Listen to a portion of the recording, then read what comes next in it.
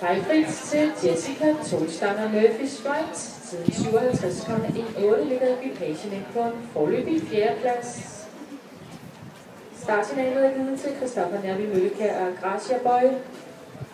Med på banen skal vi have start nummer 14 Sebastian Olsen, og uden for banen er det nummer 15 Emilie Petersen, der skal holde sig klar. I denne klasse har Borg Pony Cup. Der er det alle de placerede. Vi skal se til Pony til præmieoverrækkelsen.